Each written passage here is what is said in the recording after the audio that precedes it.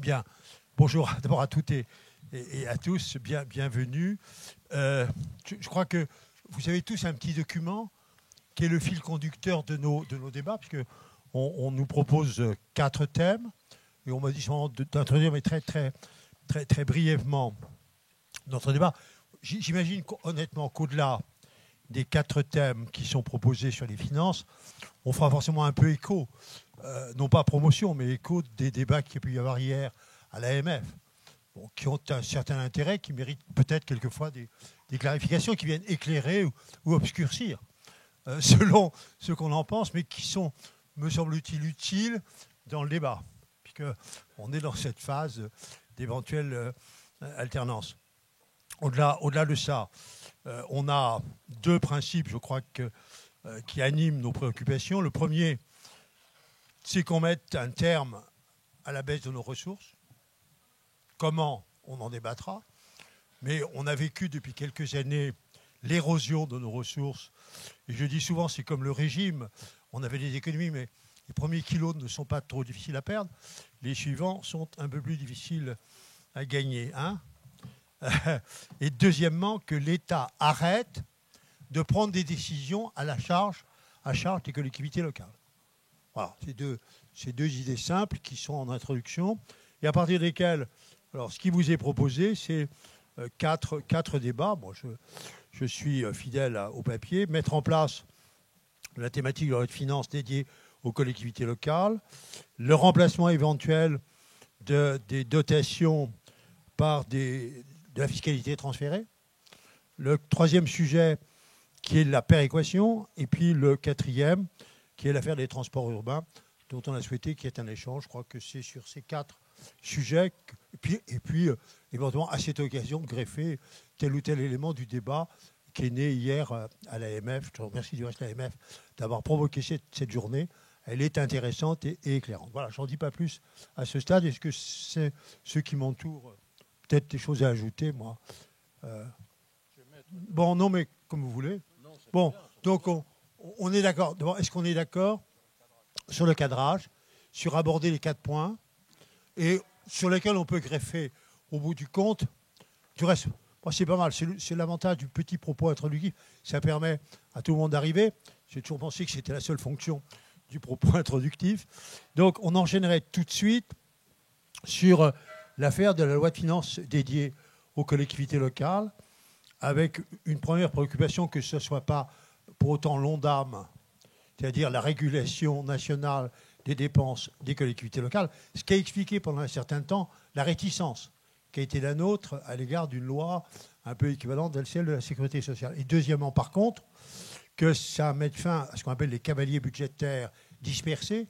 On apprend un jour que c'est le VT qu'on a touché, on apprend un autre jour que c'est une exo non compensée qui a été décidée, et que tout se passe, et ça c'est une garantie au niveau de la loi de finances. Voilà les deux préoccupations contradictoires. La première qui a conduit à être prudent dans un premier temps à l'égard de toute idée d'une loi, et la deuxième qui nous a plutôt convaincus qu'il valait mieux avoir un débat annuel si les choses devaient bouger, et que ça ne se passe pas le vendredi soir à 5 parlementaires, 5 députés, un vendredi soir, pour faire un amendement dont on n'a pas mesuré les conséquences sur les collectivités locales.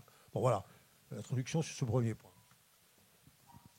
Tu veux que j'ajoute quelque chose là-dessus ou on démarre sur le premier point? Quelques idées. Moi, je me suis battu pendant des années, lorsque j'étais parlementaire, François s'en souvient probablement, pour que la loi de finances comporte toutes les mesures fiscales qui sont arrêtées dans une année, qu'il n'y ait pas des mesures fiscales tout au long de l'année. Donc, il y a une loi de finances unique, mais elle était tournée régulièrement, débordée par des cavaliers, comme le disait Jean-Claude à l'instant. Bon, donc, on est arrivé peu à peu à ramener en loi de finances ce qui relevait de la loi de finances. Au sein de la loi de finances, il y a encore 30% des dispositions à peu près sont liées aux finances des collectivités locales. Je pense que la proposition que nous avançons, qui consiste à avoir une loi de finances dédiée aux collectivités, est une manière d'abord de muscler, de renforcer le sens de la loi de finances elle-même. La loi de finances, elle traitera de ce dont doit traiter une loi de finances, des grandes masses, des grandes répartitions entre les grands intérêts du pays, etc., entre les grandes préoccupations qu'on doit avoir. Et puis, ce qui relève strictement d'une loi de finances, fiscalité des ménages, etc. Fiscalité nationale. tout ce qui touche aux collectivités locales était dispersé tout au long du débat sur les finances. Et comme le disait Jean-Claude à l'instant, ça arrivait le vendredi soir quand il n'y avait plus que les Parisiens qui étaient en séance, ou je ne sais quand, ou à la limite, tout ça était distillé de loin en loin. Donc ceux qui essayaient d'avoir une vue un peu cohérente, un peu coordonnée de ce qui concernait, de tout ce qui touchait aux finances locales, n'y arrivaient pas.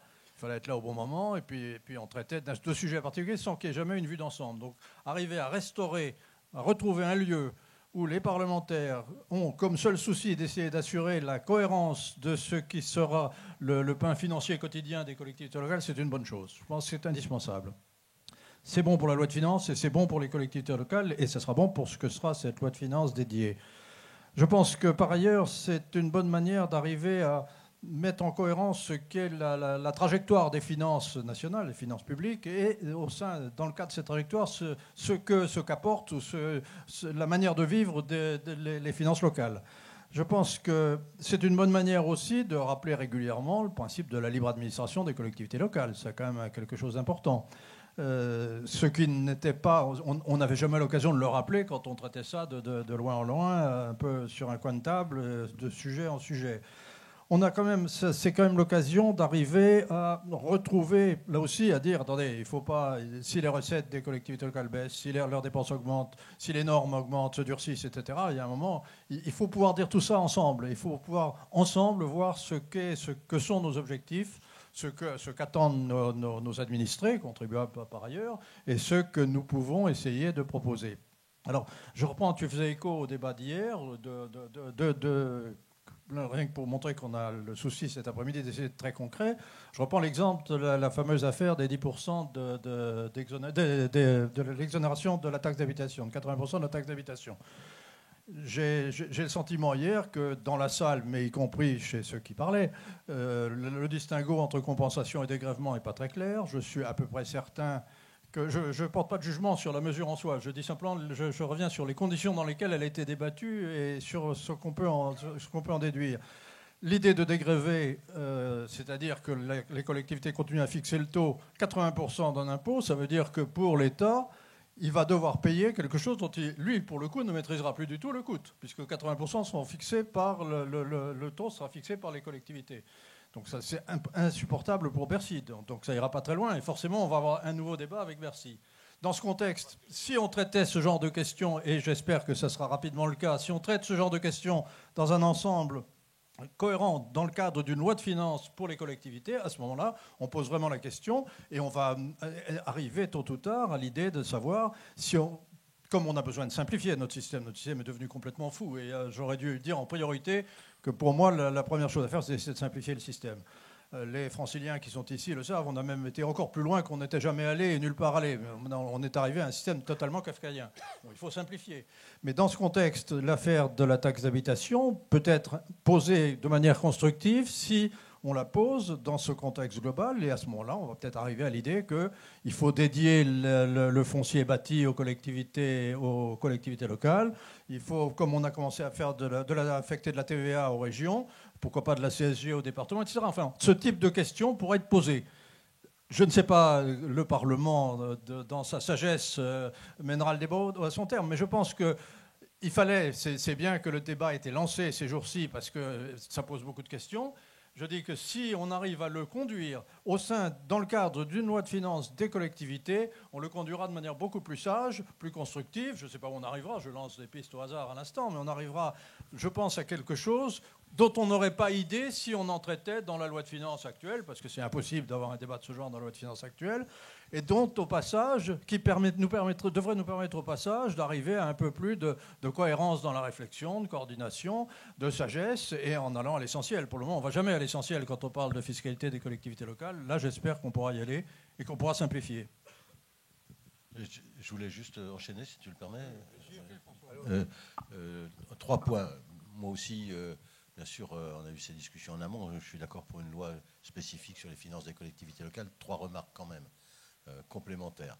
La première, il faut que de tels débats soient agrémentés pour les parlementaires de toutes les simulations nécessaires pour que les décisions soient prises dans de bonnes conditions. Je vais prendre un exemple précis.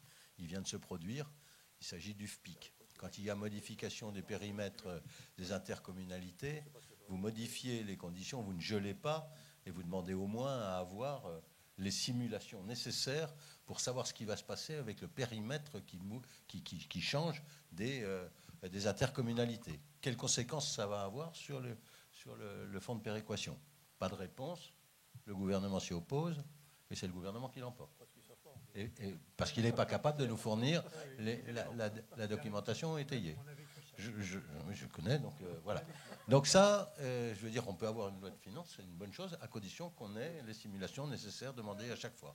Parce que sinon, c'est toujours Bercy qui l'emporte. Je voudrais le dire, premièrement. Deuxièmement, il faut aussi maîtriser les évolutions des points d'indice de la fonction publique territoriale.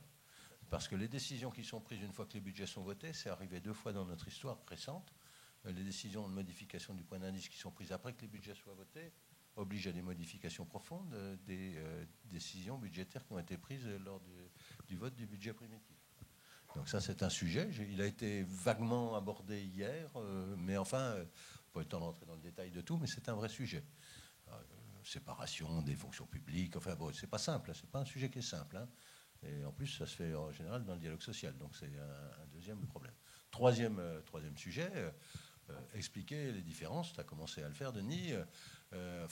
Moi, je n'ai pas compris ça sur les 80% d'exo, de dégrèvement qu'annonce un candidat hier. Je n'ai pas compris que c'était avec des évolutions de taux. J'ai compris que les modifications de taux n'allaient jouer que sur les 20% restants.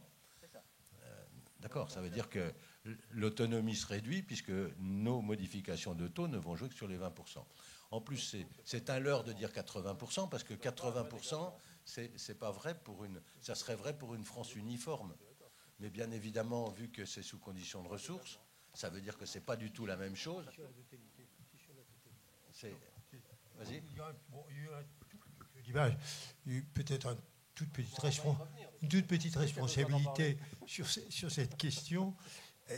Alors d'abord, ça a l'air de rien, mais prononcer le mot de dégrèvement et non pas d'exonération, c'est une grande différence. Car nous savons qu'il y a aujourd'hui 5 milliards de dégrèvement sur la TH. Et l'État ne s'est jamais permis de le mettre dans les variables d'ajustement. Donc c'est plutôt... C'est pas dans le normé. On a mené quelques fois, il y a eu quelques tentatives, mais honnêtement, c'est pour ça qu'il fallait prononcer le mot de dégrèvement et non pas les mots de compensation ou d'exonération. Ça n'a pas été une bataille facile.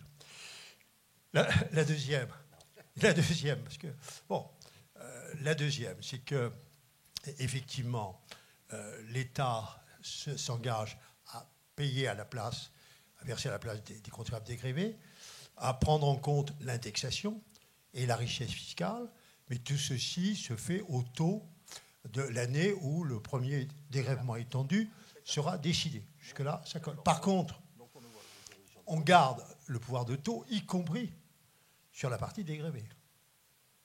Ça, c'est très important.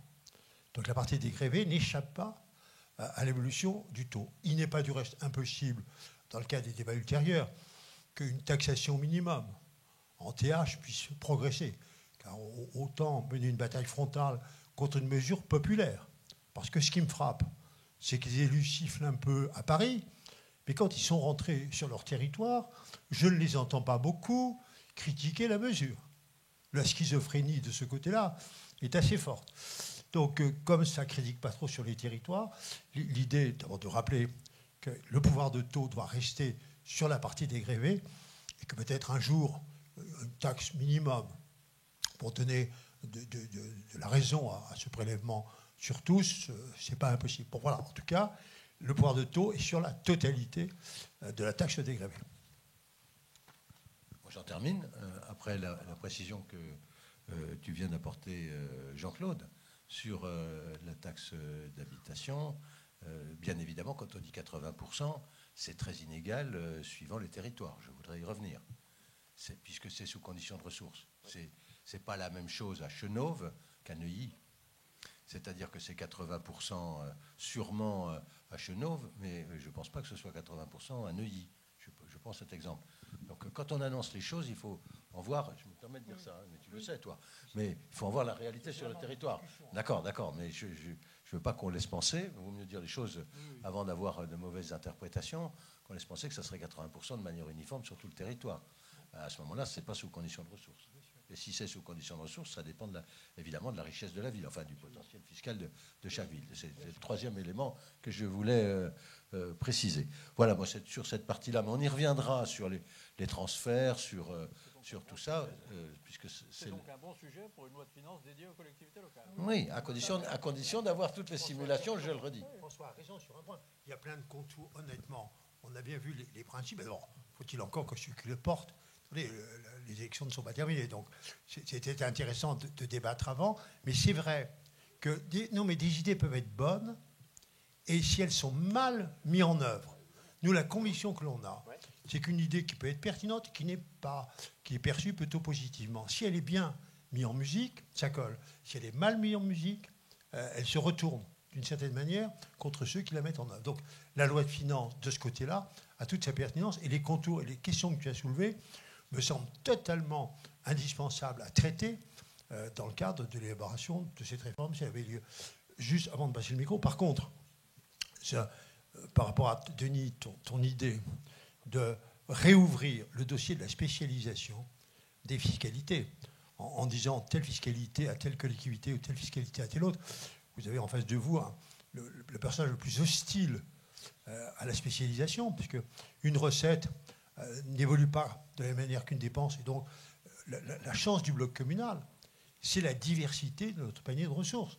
Regardez par rapport aux régions et par rapport aux départements, la bataille qu'on a menée. On est quelques-uns autour de cette table, quelles que soient les majorités qu'on a rencontrées, à nous battre pour qu'on préserve une diversité de ressources, à la fois sur les ménages et en économie.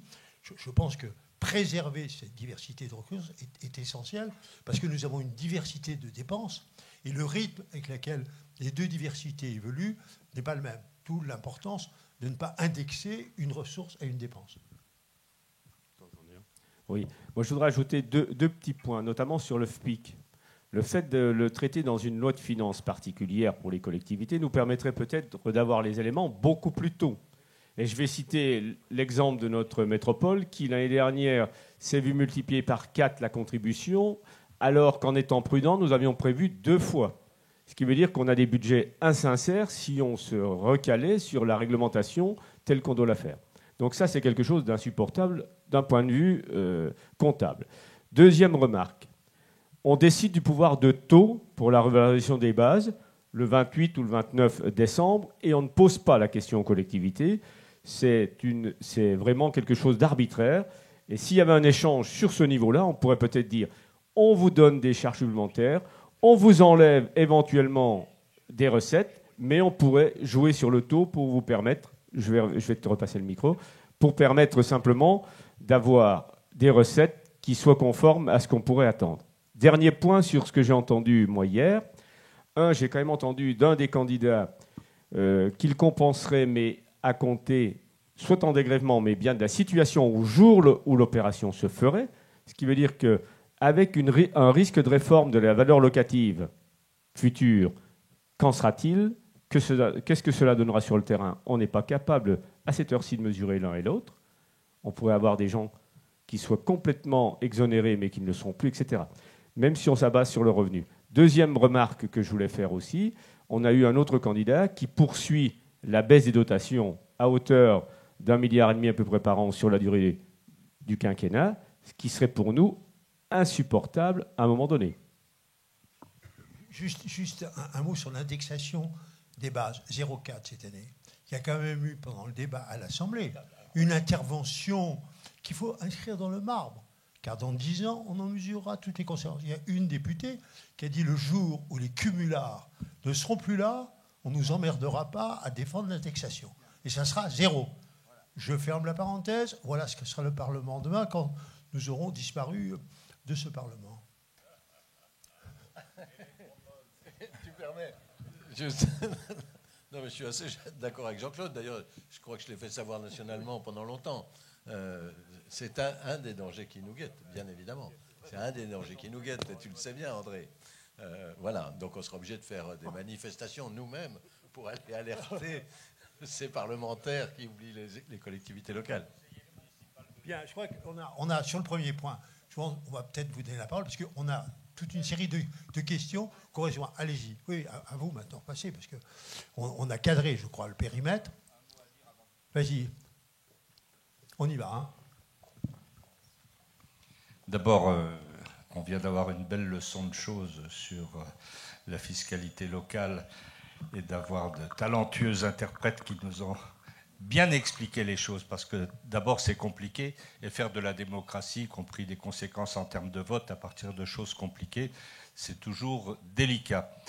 Moi, je me suis toujours battu tout au long de ma vie publique pour le renforcement des droits du Parlement. Et je crois que c'est dans cet espace de liberté qu'il faut aujourd'hui voir le rôle et la place de cette loi de finances.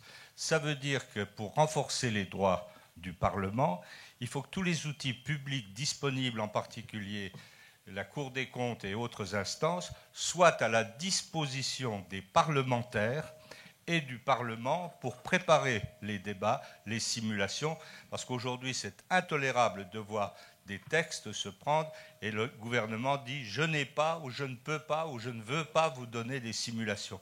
C'est un problème de respect du Parlement. Et sous cet angle-là, c'est une très bonne chose. Il y a beaucoup d'organismes de simulation et ça nous permettrait tout au long de l'année d'injecter dans le débat et la préparation du débat un certain nombre de simulations et d'idées. Deuxième point, et on a convaincu le président du Sénat, et ça n'est pas rien, sur ce sujet. Il est venu à France-Urbaine dialoguer avec nous sur ces questions et on voit bien que la Haute Assemblée, qui se méfie un petit peu de ce qu'on pouvait imaginer comme organisme, je dirais, regroupant les collectivités, etc., je pense que l'idée est bien sûr de travailler en réseau l'ensemble des associations, mais de le faire aussi à certains moments en présence du président du Sénat, qui doit être d'une certaine manière le garant aussi du Grand Conseil des communes de France, qui est le Sénat. Et je pense que cet aspect-là permet également de faire du Sénat un partenaire qui soutient la démarche des collectivités territoriales. Je pense enfin que sur ces bases-là, aujourd'hui, et à partir du moment où on parle de base, depuis M. Charras et quelques autres, on a toujours parlé de la réforme de l'évaluation des bases. C'est aujourd'hui un des systèmes les plus injustes en France, dans nos collectivités. Et j'espère que si cette proposition chemine et si l'idée d'une loi, je pense qu'à ce moment-là, il appartiendra aux parlementaires et au Parlement d'exiger la réforme des bases et la démocratie qui s'attache à cette réforme, parce que c'est le système aujourd'hui le plus injuste.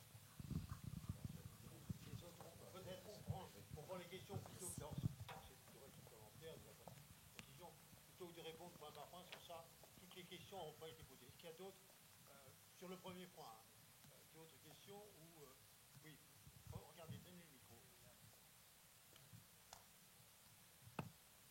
Oui, pardon, ça marche. Ah, ça, vous donnez un micro qui marche. Ça, c'est pas...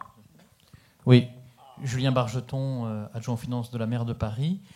Je pense qu'on peut tous être d'accord avec l'idée d'une loi de financement des collectivités locales, mais ensuite, le diable se cache dans les détails, c'est-à-dire qu'est-ce qu'on met dedans.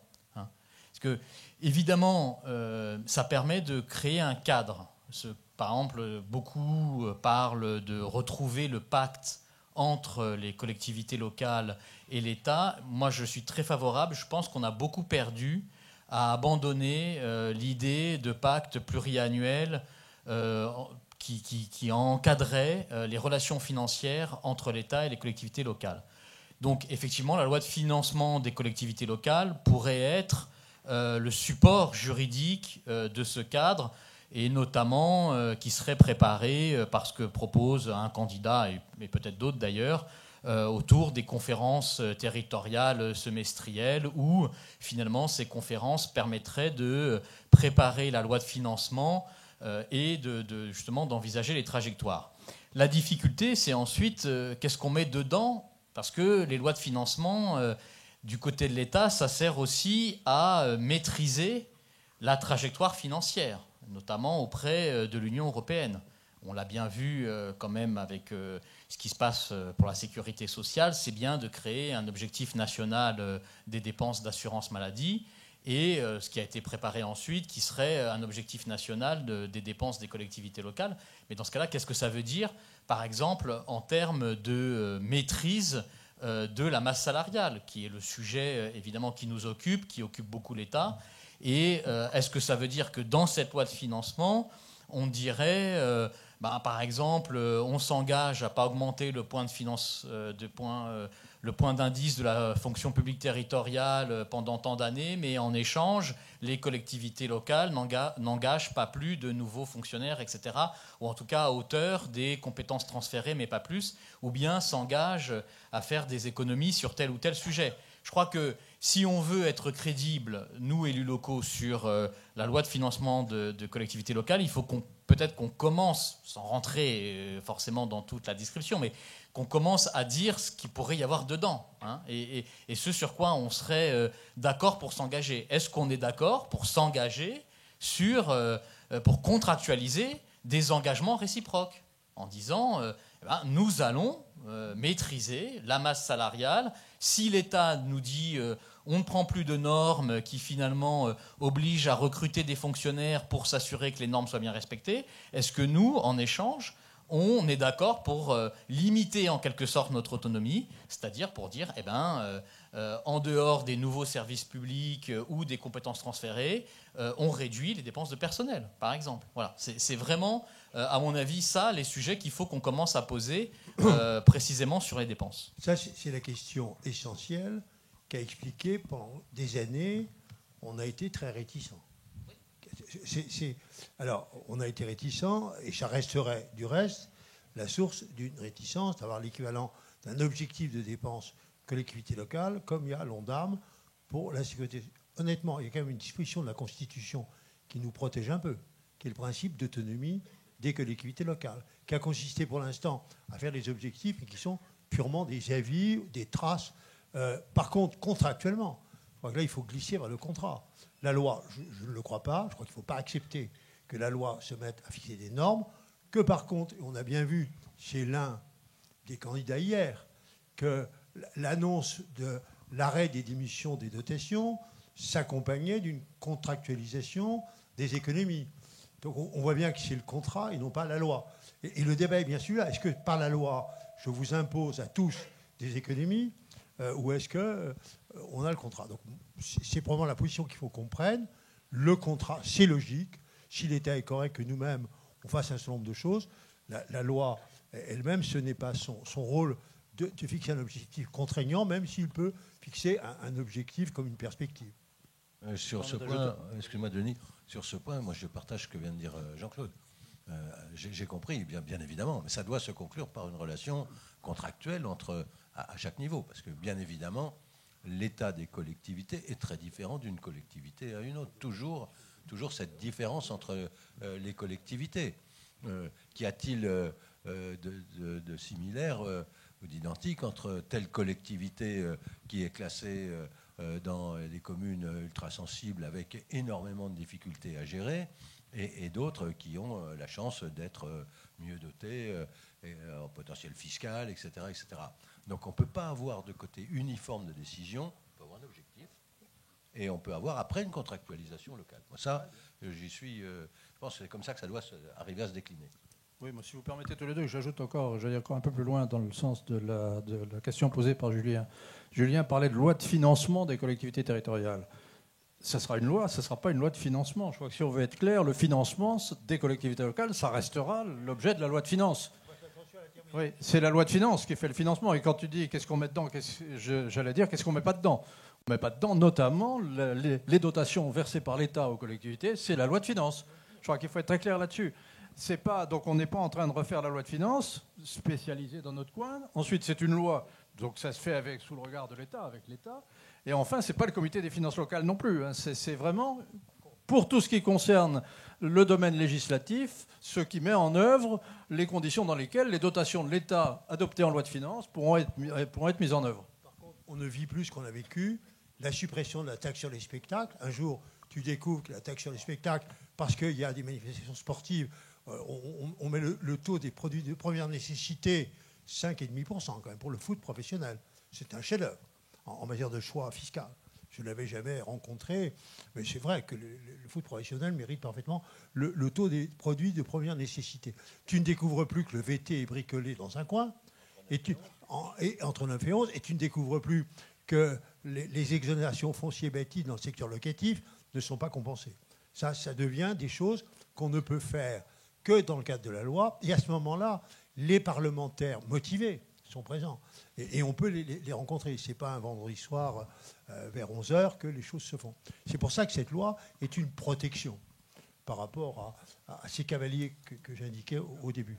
Encore une chose, parce qu'on a 4 sujets simplement, sur le premier. Simplement, Gérard Caudron, maire de Villeneuve-d'Ascq, un peu dans le même esprit de la discussion, dire si je pense qu'on est tous d'accord pour refuser la suppression pure et simple, comme évoqué par la compensation de la taxe sur les spectacles, où on est tous d'accord pour refuser le coup de rabot, et ce qu'a dit un des candidats hier. Après, quand on va rentrer dans le détail des critères pour, ajuster à la hausse ou à la baisse, ou très à la baisse, les dotations, c'est très compliqué.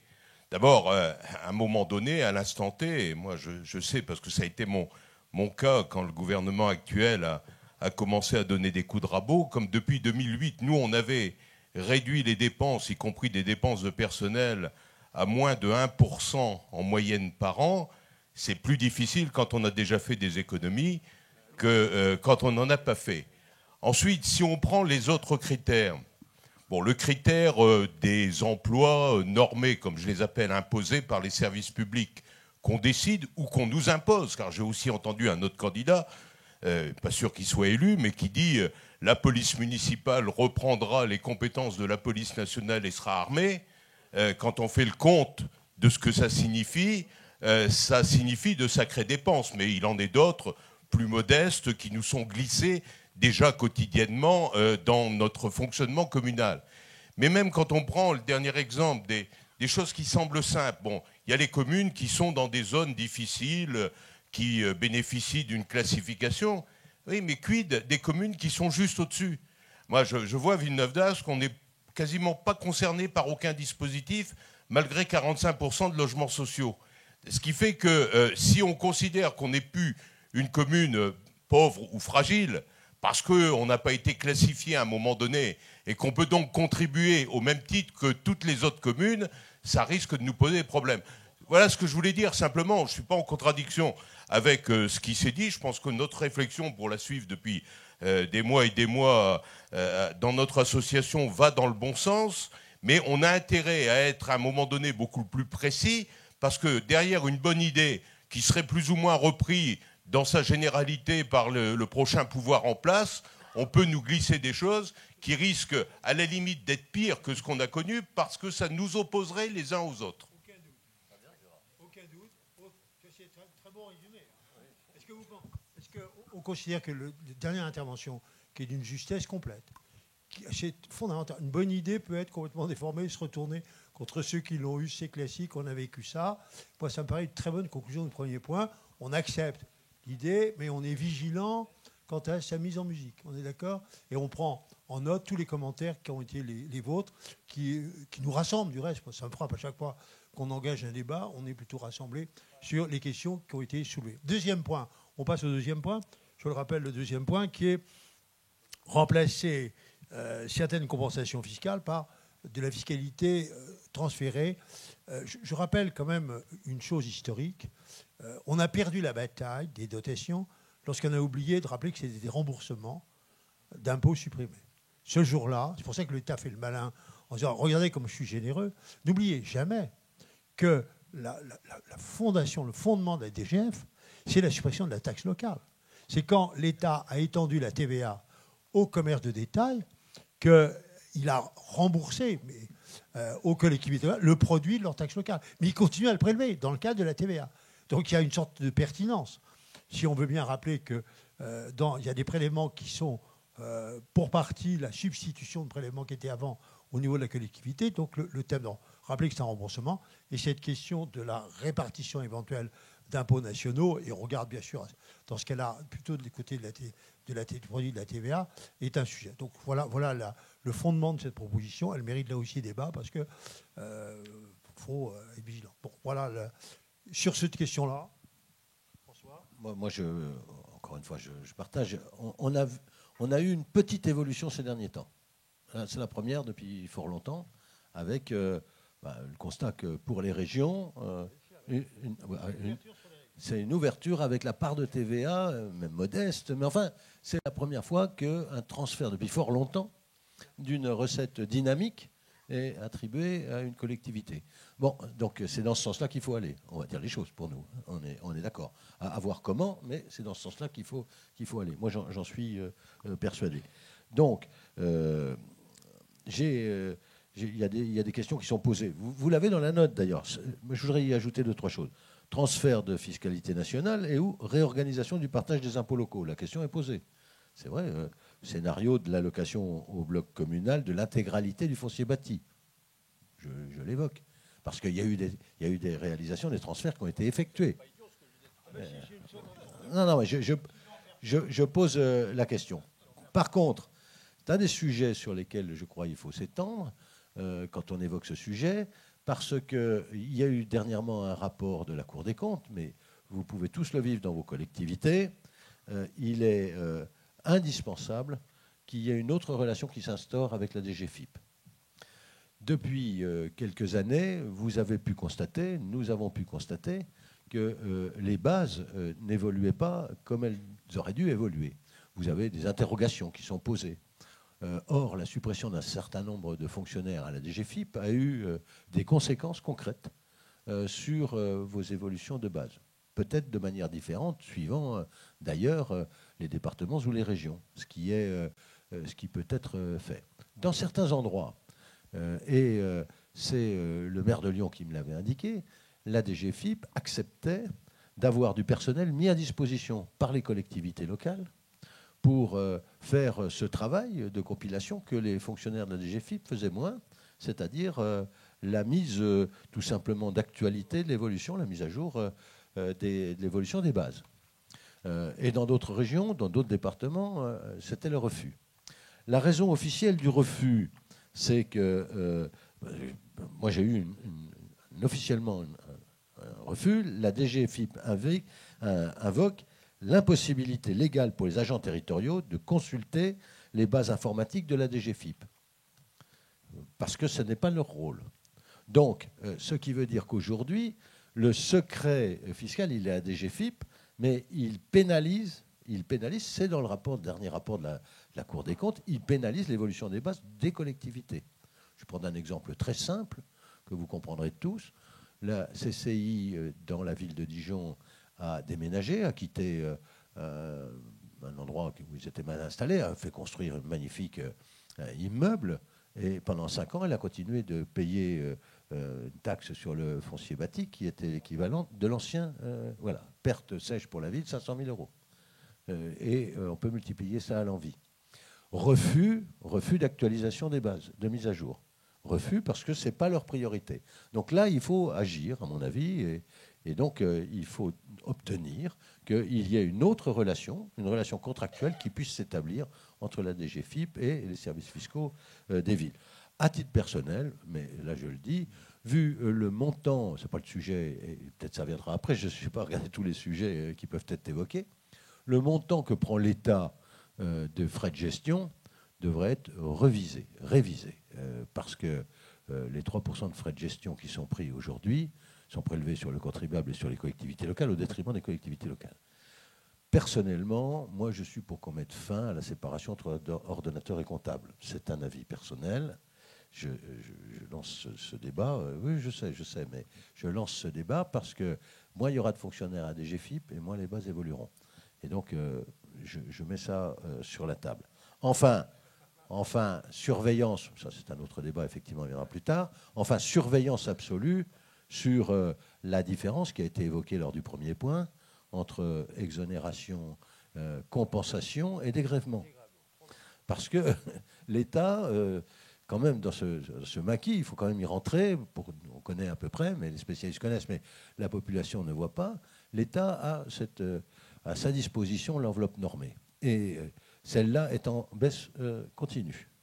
Et nous retrouvons de plus en plus de compensations transférées dans l'enveloppe normée et une enveloppe normée qui diminue, ce qui fait que les compensations aux collectivités diminuent. Et donc la vigilance s'imposera sur ce point. Elle est même déjà d'actualité, on peut dire. Et tous les ans, c'est la bataille. Et tous les ans, c'est la bataille. Et elle revient chaque année. Donc peut-être à travers le premier point évoqué, à savoir cette loi de finances un peu spécifique aux collectivités locales, on aura à vérifier tout cela. Voilà les quelques points que je voulais évoquer rapidement sur ce deuxième point, tout en faisant le constat les uns les autres qu'il y a parfois des orientations mises par l'État qui sont contradictoires. Je vais en donner un exemple. Je conclurai mon intervention par ça. Obligation faite par la loi de construire des logements sociaux. C'est une bonne chose. Quel est le pourcentage ? 20, 25, 30 je ne sais pas. Toujours est-il que c'est une bonne chose. Nous devons respecter la loi. Et c'est un encouragement à construire des logements sociaux. Et d'ailleurs, beaucoup d'entre vous, tous, même ont fait des PLH où ils ont mis des orientations de construction de logements sociaux. Mais ce qui est dommage, c'est que ces logements sociaux que l'on construit, c'est une double peine, bien souvent, pour les collectivités locales. Parce qu'il n'y a plus de retour sur le foncier bâti pendant un certain temps. Et cela entraîne une gestion supplémentaire. Je n'ai pas besoin de m'étendre sur les CCAS, bien souvent. Donc, il y a là, dans l'orientation un peu hypocrite que nous donne l'État, construisez des logements sociaux pour le bien-être général, ce que nous faisons, bien évidemment, et ce qu'il faut faire et continuer de faire. En même temps, c'est uniquement une charge, bien souvent, pour les collectivités locales. Au passage du micro d'abord, pardon à Denis, je n'avais pas vu que tu proposais qu'on récupère le foncier bâti des départements. Ça ne me gêne pas. En même temps, oui, moi, en même temps. Non, mais je suis navré. C'est pour ça que je te demande pardon. Regarde, j'écoute, je lui dis attends, parce que j'ai des réactions. En même temps, chers collègues, faites attention à ce qu'on ne devienne le bloc communal que les seuls qui prélevons sur les ménages. La conséquence, c'est que seules les collectivités qui sont les nôtres, moi je trouve que de temps en temps, le département soit amené à augmenter ses impôts, je ne sais pas pourquoi, mais quand j'en cas... Voilà. Non, mais c'est... Non, simplement, ça veut dire qu'on sera les seuls, en matière de fiscalité, à prélever sur les ménages. Non, ça s'assume. Faut en être conscient, mais ça s'assume. Deuxièmement, sur la vigilance. Alors, par rapport au discours d'hier, c'est vrai que par rapport à des experts, j'ai mis 1 heure pour que le mot de dégrèvement soit prononcé et non pas un autre mot. Ce n'était pas rien. Même si, bon, chez nous, les connaisseurs, on voit bien, le grand public s'en fout, mais on voit bien que ce mot-là, il a du sens. Et pour Bercy, il faut l'arracher pour que ça soit prononcé. Non, deux mots simplement. D'abord, je pense qu'il faut lier au principe de l'autonomie des collectivités le principe du consentement à l'impôt. Moins il y a d'autonomie, moins il y a de principe du consentement à l'impôt possible et susceptible d'être mis en œuvre. Plus ça va être compliqué, plus l'État va avoir repris, plus on va organiser un nuage de brouillard, moins on pourra appliquer le principe du consentement à l'impôt qui est à la base de la démocratie. Plus il y a d'autonomie, au contraire, plus le contribuable, il voit ce qu'il fait, il peut poser des questions, il a des réponses, etc. Je crois que ça, il faut y revenir, c'est une condition nécessaire pour que la démocratie soit vivante et le reste. La deuxième observation que je voulais faire, je parle sous le contrôle de Franck, qui doit le savoir. J'ai souvenir d'avoir signé, il y a 2 ans, quelque chose comme ça, juste avant la fusion de l'Association des maires des grandes villes et de l'Association France Urbaine. J'y représentais les maires des grandes villes et j'avais la délégation de France Urbaine pour signer pour les deux. C'était juste avant la fusion, une convention que l'ensemble des associations des collectivités locales, AMF et tout le reste, et nous, ont signé avec Bercy, avec la DGFiP à l'époque, sur la transparence et les relations qui devaient être de plus en plus ouvertes, etc., sur l'ensemble de ces choses. Alors, il faudrait peut-être y faire référence, on signe des trucs et puis après, on s'assied dessus, on les oublie. Non, Vous êtes un peu sévère. Non, je ne suis pas sévère, je dis on que... les oublie pas parce que ça oblige Bercy à Bercy passer... les oublie. Bercy non, les non, oublie. ça oblige Bercy à passer une demi-journée avec nous le 26 avril, dans un mois, pour travailler sur un seul sujet qui fait directement écho, qui sort du rapport de la Cour des comptes sur le traitement des signalements, pour reprendre la formulation du rapport de la Cour des comptes. Et s'il n'y avait pas eu cette convention, on sait que la Cour des comptes nous aurait pas écouté par rapport aux faits qui ont été rappelés, et que la préconisation n'y serait pas, et qu'en retour, la DGFiP nous recevrait pas. Donc c'est vrai que c'est pas suffisant, c'est une condition nécessaire. En tant que telle, pour l'instant, ça n'a pas plus de valeur que ça. Mais au moins, on rentre dans une démarche qui, j'espère, ira jusqu'au bout pour expliquer à la DGFiP, comme le dit encore une fois très bien la Cour de compte, que tout ce que vient rappeler François Rebsamen, il n'est plus question de mettre ça sous le tapis. Merci Franck de l'avoir rappelé, mais dans la foulée, j'ajoute autre chose. Je pense qu'il nous appartient à nous d'exiger que les commissions locales, communautaires, territoriales, métropolitaines, tout ce qu'on veut, des impôts directs fonctionnent. C'est un lieu où on peut faire beaucoup. Quand on exige que ça marche, moi je vois notre Grand Paris Seine-Ouest, on passe une journée complète en commission, et les impôts, ils sont bien obligés d'y venir, et on a pu obtenir des corrections considérables, plusieurs millions chaque fois. Hein. Parce que finalement, on dit, attendez, là il y a une entreprise qui fait de l'optimisation fiscale, manifestement, alors oui c'est compliqué, ils ont changé de siège, etc. Ils étaient où, ils sont passés où, etc. Mais il faut s'y coller, il faut y aller. Hein. Alors effectivement, on n'a pas à l'amont toutes les informations, forcément, qui nous permettent de creuser la question de la part des impôts, mais dès qu'on a un soupçon, dès qu'on a un doute, il faut y aller, il ne faut pas hésiter à y aller, et ça marche, je vous assure que ça marche, mais il faut le faire. Oui, moi je voulais témoigner de la chose suivante, c'est que le DGFiP refusait à avoir des modifications. Et l'année dernière, on a fait une commission, comme tu viens de le dire, très complète et très concrète avec des exemples pour corriger, et ils ont bien été obligés de prendre en compte. Et moi, je vous invite à vérifier deux autres choses. C'est votre versement transport, et là, vous verrez qu'il peut y avoir des écarts sensibles par rapport à ce qu'on vous verse, parce que certaines entreprises ont oublié de déclarer ou mal déclaré. Et on a la même chose en ce moment, nous, sur l'agglomération de Nancy, avec la taxe d'équipement. On ne retrouve pas nos petits parce qu'on ne nous fournit pas les éléments permis de construire par permis de construire pour les sommes qui ont été prélevées sur le contribuable ou sur le constructeur. À vous, sur ce deuxième point où il y a beaucoup de choses qui ont été éclairées, est-ce qu'il y a sur ce deuxième point des interventions ? Je sais qu'il y a un compte-rendu qui va être fait parce que la richesse des interventions fait qu'il y a vraiment pertinence à ce qu'il y ait un compte-rendu de nos travaux. Hein. Et je vois Franck. Oui.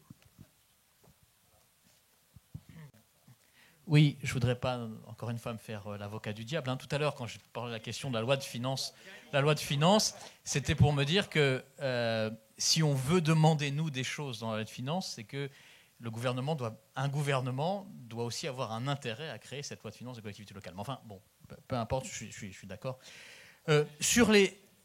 Hein il faudra bien lâcher quelque chose, quoi. Sur ce sujet-là aussi, moi, je partage tout ce que vous avez dit sur les recettes. Je crois que le sujet des recettes ne peut pas être séparé du sujet des dépenses et des compétences. C'est-à-dire qui finance quoi. Si on continue à dire que tous les niveaux de collectivité ont toutes les compétences, c'est compliqué de spécialiser. Alors, je ne dis pas non plus que la spécialisation des recettes entraîne nécessairement la spécialisation des dépenses, mais dans un budget, il est difficile de séparer ces deux sujets. Et Denis en a fait une allusion, c'est vrai que ça concerne beaucoup l'Île-de-France. Il y a un certain moment, avoir en Île-de-France à la fois des communes, des territoires, des départements, la métropole, la région, donc on arrive à une strate de 5 ou 6 niveaux de collectivité, est quand même peu compréhensible pour nos concitoyens. Parce que c'est ce que tu disais aussi sur le consentement à l'impôt, la question qui est posée derrière, c'est celle de la démocratie locale. C'est-à-dire des citoyens qui nous demandent de rendre compte sur ce qu'on fait, avec quels moyens. Et je crois que là aussi, il y a plus de portée. Je ne dis pas que j'ai une solution, hein. Je n'ai pas dit il faut que telle collectivité fasse ça et soit financée comme ça. Le jardin à la française, en général, c'est aussi le pire des modèles, c'est-à-dire qu'on crée un grand jardin à la française et après il est dévasté, quoi. Ça ne marche pas. Mais en tout cas, que nous, dans nos interrogations, on pose bien le lien entre les deux. Et ça rend plus crédible, à mon avis, le sujet de l'autonomie fiscale qui doit être fait notamment dans aussi une logique de cohérence des dépenses. Moi, je suis très frappé que à peu près tous les niveaux de collectivité en France s'occupent de tourisme. C'est un exemple. Mais tous les niveaux de collectivité s'occupent de tourisme. La région, le département, les intercommunalités et les communes, parce que chacun dit oui, mais le niveau supérieur, il ne s'occupe pas de moi, donc il ne s'occupe pas de l'attractivité de mon territoire, donc moi je veux garder aussi les politiques d'attractivité du territoire. Mais c'est un vrai sujet. C'est un vrai sujet hein, de garder, de garder tout, que chacun fasse du développement économique, du tourisme, de l'université. Tout le monde peut en faire. Moi, je pense qu'il faut aussi se poser ces questions-là. En tout cas, au moins, ouvrons le débat des recettes avec le débat des dépenses. Un mot possible, Président ? Je reprenais l'idée qu'on avait évoquée avec Denis, du transfert du foncier bâti. Moi, je le dis, du transfert du foncier bâti aux communes, au bloc communal. Je simplifie. C'est pas possible aujourd'hui qu'on continue d'avoir autant de difficultés de perception, parce que c'est toujours sur le bloc communal que retombe la charge de l'élection et de la responsabilité. Nous, on a un exemple. Quand le département augmente de 14% le foncier bâti la veille d'une élection, c'est les maires qui assument la responsabilité. Dans notre communauté urbaine, ça nous est arrivé. Résultat, les prélèvements, y compris sur le foncier bâti, qui sont faits sur des grosses entreprises, sont quasi équivalents entre le département et le bloc communal. Et donc, ce sont des sommes importantes qui sont prélevées sur la vie économique de la collectivité, alors qu'elle a la compétence première sur l'économie. Ça, c'est le premier point. Deuxièmement, là encore, pour les éventuelles modifications, aujourd'hui, on parle bien sûr des modifications, de révision des bases des valeurs locatives. Nous n'avons aucune information qui nous a été donnée, contrairement à ce qui avait été promis, sur ces évolutions. Or, c'est dans nos communes que ça va se passer concrètement. Or, nous devrions savoir, contribuable par contribuable, quelles sont les évolutions. Parce que c'est à la porte de la commune, au maire, adjoint et compagnie, qu'on va venir frapper pour dire qu'est-ce que c'est que ces évolutions. Il y avait l'engagement qu'on aurait ces simulations et ces certitudes de modification. Nous ne les avons pas. Si les modifications des bases, ce qui n'est pas encore fait pour demain, parce que ça prendra du temps, sur les valeurs locatives, pour les particuliers, se passent de la même manière, je vous promets bien du plaisir en tant qu'élu local. Hein, parce que si vous n'avez pas les informations, alors eux, ils vont avoir les informations quand ils vont recevoir leur feuille d'impôt local. Mais sur les valeurs locatives des locaux professionnels, alors là, je vous promets, ça va chauffer. Hein, vous allez voir ce qui va se passer. Autant le dire à l'avance. Tout ça parce qu'on n'a pas les simulations contribuable par contribuable. Ce qu'on devrait avoir. Et ce qu'on nous fournit on a déjà une simulation qui est dangereuse. C'est qu'il y a du transfert des périphéries vers les cœurs de ville. Ce qui est complètement contraire à ce qu'on a à traiter en ce moment dans les cœurs de ville. Même si ils étalent sur 10 ans, qu'il y a une mécanique d'étalement qui est prévue, honnêtement, il faut mettre un coup d'arrêt en disant une réforme qui consiste à transférer une partie du prélèvement de la périphérie vers le cœur de ville est complètement contradictoire à ce que nous vivons tous dans la problématique de revitalisation de nos commerces de cœur de ville. Ça, c'est clair que là-dessus, il faut marquer un temps d'arrêt. Est-ce que sur ce premier... Je voudrais ajouter aussi un mot. D'abord, sur la question de la spécialisation des compétences qu'évoquait Julien, je viens de me faire un très beau cadeau. Il n'y a pas longtemps, j'ai été élu président de la CLECT de la métropole du Grand Paris. Attention, 130 communes, dans un contexte légal extraordinairement confus. Donc, on est en train d'essayer de commencer à définir l'intérêt métropolitain secteur par secteur. Alors là, ce n'est pas le tourisme, c'est la vie économique, c'est l'environnement, c'est tout ça. Où passent les lignes entre les différents trucs, etc. Il y a 130 communes, 7 millions d'habitants. Comment on préside un truc pareil? Alors, heureusement, Julien a été élu dans la foulée comme vice-président. Donc, je pense que je serai souvent absent, que je me reposerai sur Julien. Mais c'est un vrai sujet. On est arrivé à un niveau d'inextricabilité absolument insupportable. C'est plus possible. On est allé trop loin, là. Le deuxième point sur lequel je voulais revenir, c'est cette affaire de révision. On aurait pu en parler lorsqu'on parlera des péréquations. On peut le faire maintenant puisque c'est lancé. Puisque c'est lancé, autant y aller. C'est comme le président souhaite. J'y vais ? Bon. J'ai le micro, je le garde. J'ai eu le privilège, là aussi, de présider la commission de révision des valeurs locatives des locaux professionnels dans le département des Hauts-de-Seine. On a travaillé pendant 6 mois avec l'administration des impôts. Et j'ai constaté au bout de 6 mois que on était revenu à la case départ. C'est-à-dire qu'on a redéfini un grand tableau en ligne et en colonne, les locaux professionnels, les communes, les secteurs, les trucs par catégorie, etc. Puis à la fin, qu'est-ce qu'on fait? On dit il faut que ça soit neutre commune par commune. Donc on fait une péréquation et on fait une règle de 3 pour ramener la valeur locative moyenne commune par commune à ce qu'elle était avant. Donc qu'est-ce qu'on a fait? En réalité, on a simplement modifié la hiérarchie des valeurs locatives à l'intérieur de chaque commune, mais certainement pas d'une commune à l'autre. Or, depuis 50 ans, dans le département des Hauts-de-Seine, il y a eu des mutations, des évolutions qui ne sont pas les mêmes dans toutes les communes. Elles sont considérablement différentes. Donc on n'a absolument pas pris en compte ces divergences qui sont le fait de l'histoire depuis 50 ans. On a simplement recalé à l'intérieur de chaque commune la hiérarchie des valeurs. La commission communale aurait pu le faire. Il n'y a pas besoin d'aller travailler avec tous les socio-professionnels, les machins, les élus, des commissions, des réunions sans fin, etc. On a passé un temps fou pour faire quelque chose qu'on aurait pu faire beaucoup plus simplement. Et on n'a absolument pas traité, et j'anticipe sur l'affaire des péréquations, la véracité, la qualité, comme indice de richesse des communes qui permettent de comparer les unes aux autres ces communes pour voir qui doit payer, qui doit recevoir, dans quelles conditions, etc. On n'a pas défini un indice de richesse des communes. En plus, ce travail a été fait département par département. On ne peut donc absolument pas comparer une commune d'un département et une commune d'un autre département. On travaille à l'intérieur des départements et on ramène tout de suite tout au niveau de la commune. À tout le moins, il aurait fallu assurer la neutralité en jouant sur le taux et pas sur la valeur moyenne, ça c'est clair. Et en plus, ça ne suffit pas. Donc qu'est-ce qu'on a? On revient à l'idée fondamentale que les valeurs locatives ont été définies il y a 50 ans pour pouvoir répartir l'impôt à l'intérieur d'une ville. C'est tout. C'est donc un indicateur communal. Et ça ne devrait pas être autre chose. Par contre, ce qui nous manque aujourd'hui, c'est un indicateur de richesse des communes qui permettent effectivement de classer les communes ou de les comparer, de voir lesquelles ont quel type de besoin et lesquelles ont quel type de possibilités. Et ça nous sert de transition vers le troisième point.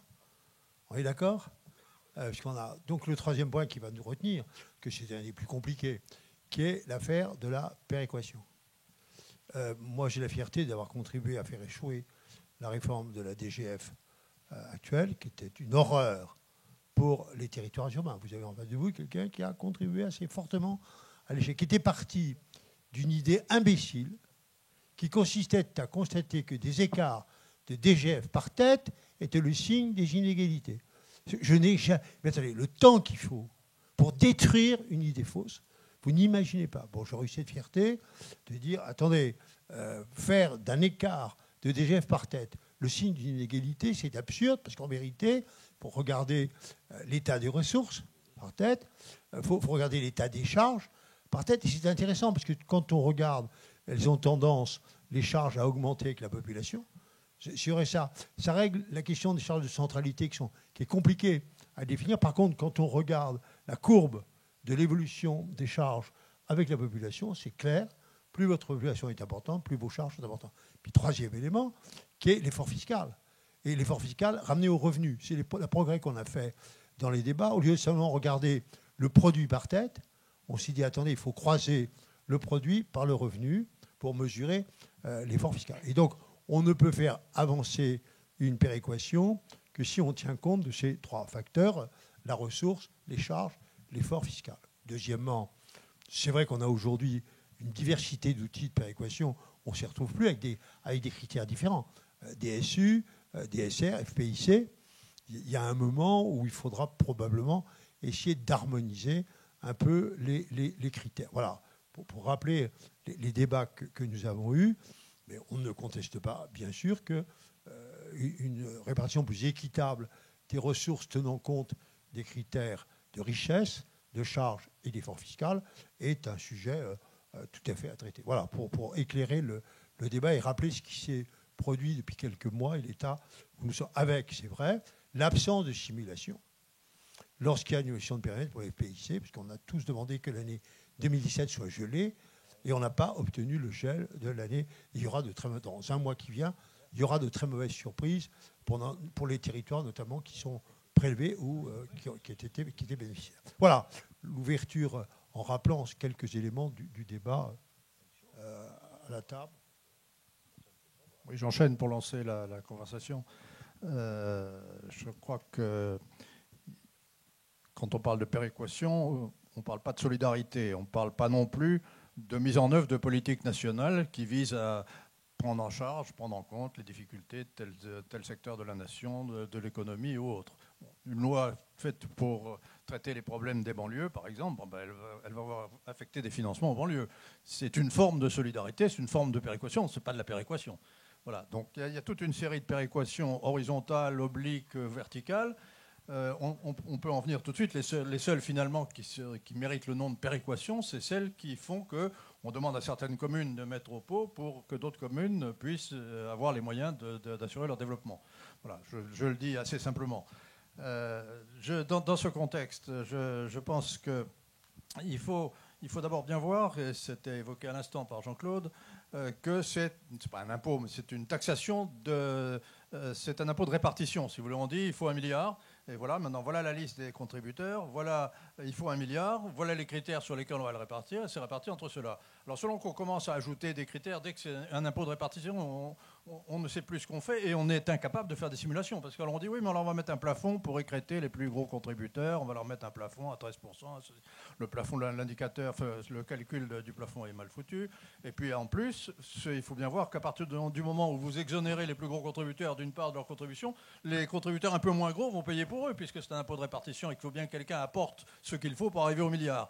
Donc c'est une mécanique, d'abord, à dresser les gens les uns contre les autres, dans des conditions qui sont aveugles en plus. Et donc ça permet de raconter n'importe quoi. Et je pense qu'il faut remettre tout ça à plat pour savoir ce qu'on fait, comment on le fait, et notamment prendre en compte deux choses. Cet aspect répartition, qui est quand même très pervers et qui est à l'origine de débats faussés, pervers, complètement faux. Et puis la deuxième question qu'il faut prendre en compte, c'est aussi le fait de l'hétérogénéité des situations. On regarde l'intercommunalité. On a des communautés, des agglos, des métropoles très intégrées. On a d'autres qui le sont beaucoup moins. On va comparer une commune d'une communauté très intégrée avec une commune isolée. Tout ça n'est pas possible, c'est pas raisonnable. On arrive à des absurdités. L'histoire, en plus, alors pour la région Île-de-France, comme les Franciliens le savent, on a un deuxième système de péréquation régionale, celui-là, le FSRIF. Alors les gens de Seine-Saint-Denis sont aperçus qu'en Île-de-France, ils étaient pauvres et que la plupart des communes bénéficiaient du FSRIF. Par contre, quand ils se retrouvent au niveau national, ils sont plus riches que dans le Cantal, donc ils payent pour le FPIC. Bon, on arrive à quelque chose qui peut poser problème. Donc à tout le moins, il faut remettre ça à plat, avoir un système de péréquation locale à l'intérieur de blocs communaux ou métropolitains ou territoriaux ou communautaires.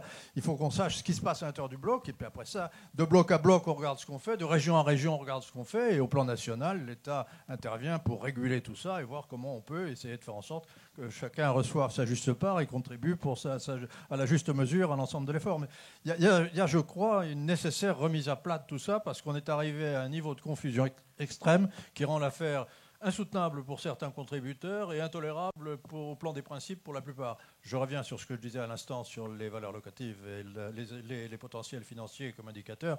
Ils sont faux. Donc là aussi, un jour, une collectivité va dire « moi, je refuse d'être taxé sur un indice qui est faux ». Et il aura raison. Bonsoir. Ça, c'est pour lancer le débat. Mais il est lancé à l'hygiène. Quand même que c'est un sujet que tout le monde connaît. Oui, mais moi, ça m'intéresse. Mais nous, ça nous intéresse beaucoup de sentir sur tel ou tel sujet. Ces rencontres, pour nous, c'est très important. Pour mettre un coup de projecteur sur tel ou tel aspect, parce qu'on sait très bien, c'est dans les détails qu'on se plante. Les principes, on est d'accord. Les règles, on est d'accord. Puis après, il y a un collègue qui nous explique, attention, sur tel ou tel sujet, c'est plus compliqué que ce que vous racontez. Et c'est ça qui est important dans ce débat. Donc, alimentez-le sous cet aspect-là. J'essaie d'alimenter aussi de mon côté, parce que, bon, en attendant, ça a été évoqué le problème des charges de centralité rapidement. Bon, là, on voit bien qu'il y a un débat qui est là et qui ne permet pas de trancher pour le moment. Est-ce qu'on apprécie les charges de centralité au niveau national, comme certains le demandent, ce que je ne crois pas possible, personnellement. Je ne vois pas la grille, je dis mon sentiment, je ne vois pas la grille de lecture qui permettrait d'avoir une évaluation nationale des charges de centralité. Où est-ce qu'on peut les évaluer, ce qui est à mon avis préférable au niveau local, afin de permettre aux communes concernées d'assumer plus justement ces charges. C'est un des débats qui est aujourd'hui lancé, qui nous empêche d'avancer d'ailleurs. Donc je livre ça pour animer le débat. Alors, honnêtement, là, on l'a tourné dans tous les sens. On peut rester 3 heures. Tout le monde est d'accord sur les charges de centralité. Le jour où on va se mettre à les définir, on n'y arrivera pas. C'est pour ça que nous, on a ressorti la courbe qui est extrêmement significative, qui voit qu'il y a une indexation entre les charges et le niveau de la population. Vous avez une cohérence totale. La courbe de la population est totalement la même que la courbe des charges. Et honnêtement, s'appuyer, c'est un logarithme. Et à mon sens, jouer le logarithme, ça évite les problèmes de frontières, parce que c'est toujours, et plus on va intégrer cet aspect-là comme facteur, moins on va avoir de débats. Parce que les charges de centralité elles-mêmes, on n'a jamais réussi à trouver une définition totale. Donc, peut-être qu'à un moment, il faut reconnaître que c'est indéfinissable, que par contre, la courbe qui montre que les dépenses... Et honnêtement, comme maintenant, c'est beaucoup plus pluraliste, le monde urbain. Il y a une époque, on disait « Ah, mais oui, mais c'est qu'une formation politique qui tient le monde urbain, ce sont des dépensiers, ça explique pourquoi la courbe est comme ça. » Moi, j'ai entendu ça. Aujourd'hui, c'est l'avantage du pluralisme dans les responsabilités du monde urbain, c'est qu'on ne voit pas de différence en fonction des couleurs politiques de ceux qui les gèrent. C'est la population, c'est les problèmes posés par la concentration de la population qui expliquent la concentration de la dépense. Et donc, c'est ce lien entre densité, voilà, pour être encore plus simple, entre la densité et la dépense. La densité, ça provoque de la dépense. Peu rien. Quand vous mettez des gens dans des tours, je ne sais pas pourquoi, c'est plus coûteux que quand vous les répartissez paisiblement dans l'espace. Ne serait-ce que même pour fermer la lumière, c'est plus facile aujourd'hui d'éteindre dans un lotissement rural que ce que vous faites la nuit. Dans un secteur où il y a des tours, c'est pas la même chose. Il va encore se fiche de moi, puisque j'ai cette particularité de vivre depuis des années, 50 ans, avec un maire rural. Je mesure tous les jours, et quelquefois la nuit, qu'elle a moins de dépenses que moi, quoi. Donc, pour faire simple, je constate régulièrement que gérer une population répartie dans l'espace de façon équilibrée, ça lui coûte moins cher que ce que ça nous coûte à nous. Donc, la densité est un facteur de charge. Et là-dessus, je pense qu'on pourrait cheminer et progresser. Mais il faudra... C'était pour... C'est pour alimenter le débat. La moquerie dont je fais l'objet, parce que je pense réfère régulièrement à ça. Il va falloir être attentif et se battre sur ce problème de charge de centralité, parce que pour avoir écouté hier les débats qu'il y a eu, 8 questions sur 10, c'était en milieu rural, nous n'avons pas assez de DGF à comparer avec les autres. Ça n'a été que ça. Parce qu'eux, ils vont parler de charge d'espace. Voilà. Parce que si on fait le piège, là c'est important, c'est un piège, la charge de centralité. Parce qu'après, tu dis, il y a la charge de montagne. C'est vrai, quand ça monte, et quand il y a du gel plus souvent que chez nous, il y a des coûts. Puis il y a des gens qui disent, il y a la charge de l'espace. On a un énorme espace à gérer avec peu de population. Tout ça, ça se règle par un critère très simple. On regarde ce qui se passe en fonction de la population. À ce moment-là, on dépasse charge de ruralité, charge de centralité, charge de ceci, charge de cela. Alors, si vraiment on pouvait se rassembler, et je ne sais pas si on a retrouvé la courbe, Franck. Donc on va diffuser cette courbe, elle recoupe complètement les charges urbaines, car on les voit apparaître. Et comme aujourd'hui l'espace urbain est géré de façon pluraliste, et qu'on n'a pas vu de changement quant aux charges, on a quelque chose qu'on peut mettre en avant. Vraiment. Parce que c'est vrai que la réponse, la riposte du monde rural, moi je l'entends aussi régulièrement, mais dis donc, moi j'ai des routes. Hein ? Ah oui, tu as des routes. Bien, sur la péréquation, est-ce qu'il y a d'autres ? Oui.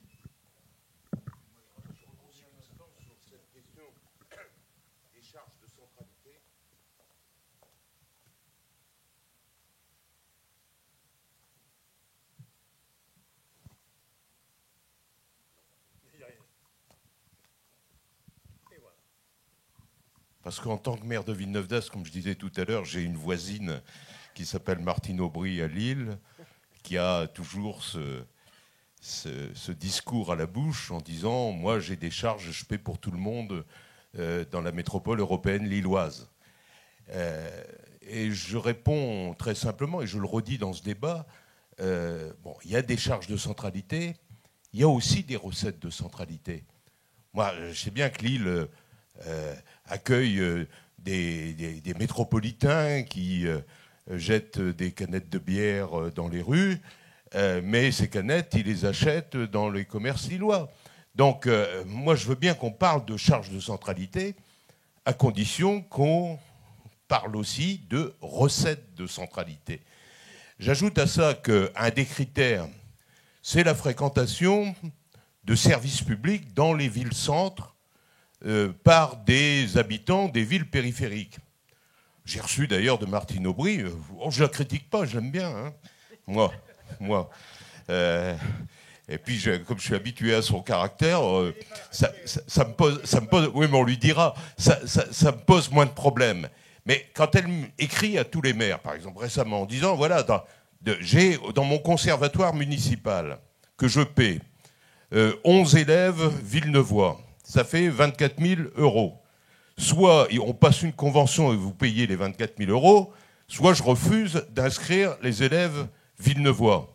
Et que je lui réponds, moi j'ai 42 élèves lillois dans mon école de musique associative et ça me coûte 44 000 €. Comment on fait? Et non, elle n'a pas encore répondu à ce deuxième aspect, mais c'est vrai aussi que non, mais quand on raisonne en termes de métropole, et moi je suis un partisan des métropoles, et je pense même, moi qui suis maire depuis 40 ans, depuis 77, de Villeneuve-d'Ascq, je pense même que c'est nos dernières années et qu'à un moment donné, il n'y aura plus que des métropoles et puis des arrondissements. Mais ça, je veux dire, c'est peut-être mon obsession d'être le dernier maire de Villeneuve-d'Ascq après avoir été quasiment le premier. Mais au-delà de ça, c'est vrai que dans une métropole, on se félicite des mouvements de population. Il y en a qui habitent à Lille et qui travaillent sur Villeneuve-d'Ascq, d'autres qui vont manger sur l'île et qui dorment sur Villeneuve-d'Ascq, d'autres qui vont au cinéma. Bon, il y a des croisements multiples de tout ça. Donc, soit on part du principe que parce qu'on est au centre d'une métropole, on a nécessairement plus de charges et donc nécessairement besoin de davantage de dotations, soit on regarde tous les croisements. Bon, et ça devient très difficile parce qu'il y a des centralités qui sont des centralités principales dans certaines petites métropoles où il y a effectivement une ville-centre. Et puis il y a des centralités multiples. La métropole européenne lilloise, c'est plus de 90 communes aujourd'hui, et c'est 1 300 000 habitants, et Lille, c'est un peu plus de 200 000 habitants. Donc on a des centralités, des charges secondaires. Moi, à Villeneuve-d'Ascq, il y a 45 000 étudiants. Bon, ça rapporte, ça a des coûts, ça a aussi des rapports en termes d'attractivité. Donc, c'est pour ça qu'on n'avance pas là-dessus. Parce que c'est compliqué. Quand on part de l'affirmation de principe de la ville-centre, je paie pour les autres, donc je veux être compensé. Bien entendu, il est normal que tous les autres rouspètent un peu. Et quand on essaie de voir quels sont les critères, là, on a aussi des difficultés. Car vous parlez des logements sociaux tout à l'heure. C'est vrai que, en général, dans les villes-centres, il y a moins de pourcentage de logements sociaux que dans les villes périphériques. Bon, on ne peut pas dire à la fois ces logements sociaux, hein, c'est toi qui le disais il y a quelques instants, ils génèrent des charges ou des fragilités. Bon, on peut relativiser ça. Moi, je dis pas que c'est pas un problème, hein, qu'on se comprenne bien.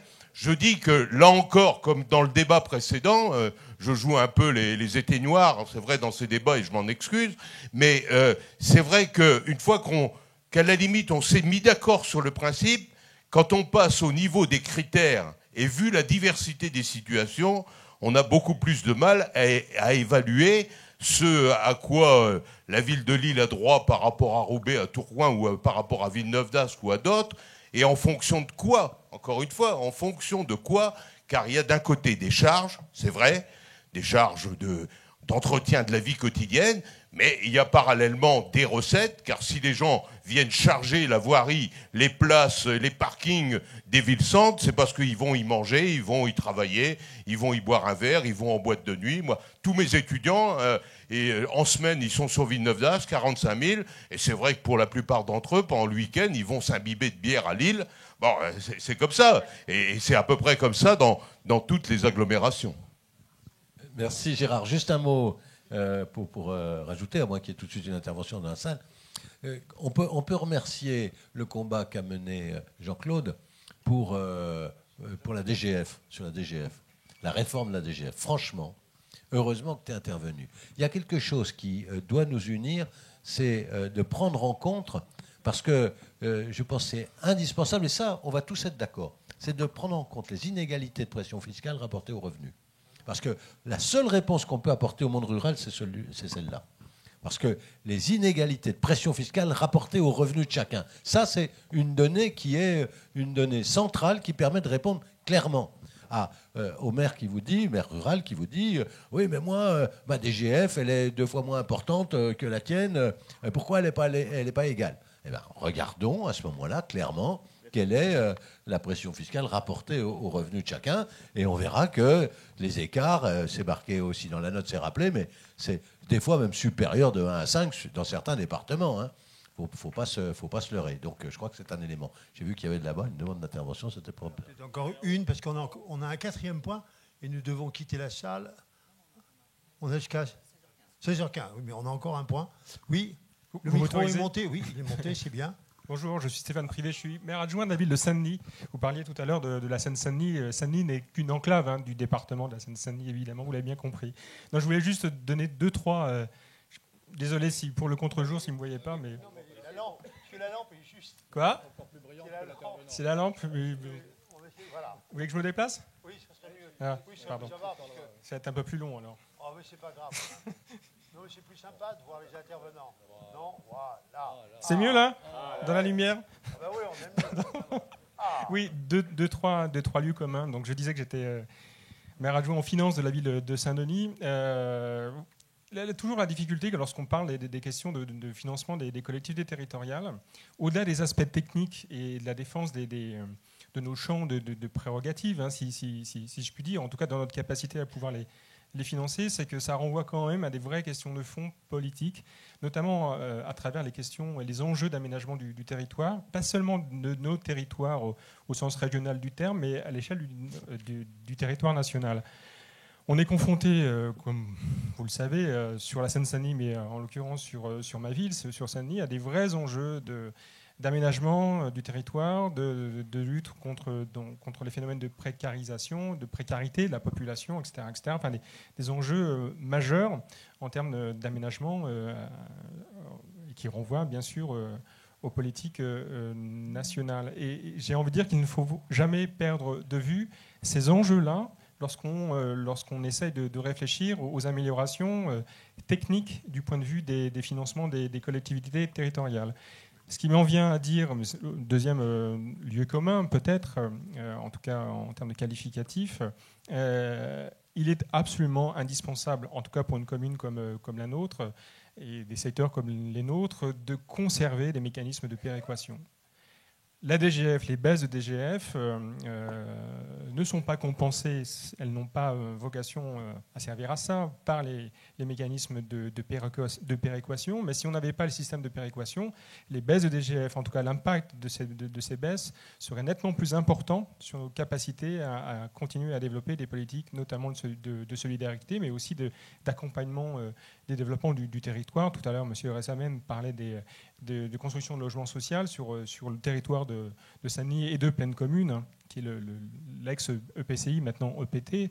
On a construit, livré 5000 logements sur 2016, donc avec effectivement un impact derrière en termes de soutenabilité financière pour accompagner ce développement qui est absolument magistral. Et donc si on n'avait pas les mécanismes de péréquation, on ne sait pas comment on ferait aujourd'hui. Donc il faut effectivement peut-être revoir les mécanismes, comme certains intervenants le disaient, revoir les modes de calcul pour peut-être simplifier, clarifier et mieux organiser les choses pour éviter des contradictions. Mais il faut absolument qu'on ait encore ces mécanismes de péréquation, et ça fait le lien avec ce que je disais tout à l'heure, si on veut avoir une politique cohérente à l'échelle nationale, notamment sur la question des problématiques sociales telles qu'on peut être confronté ou à devoir aller les gérer sur des territoires. Après, sur la question de la centralité, il se trouve que Saint-Denis est la ville-centre du territoire de Plaine Commune, de l'EPT Plaine Commune. C'est la ville qui contribue très fortement au financement public de ce territoire. Et il se trouve qu'en termes de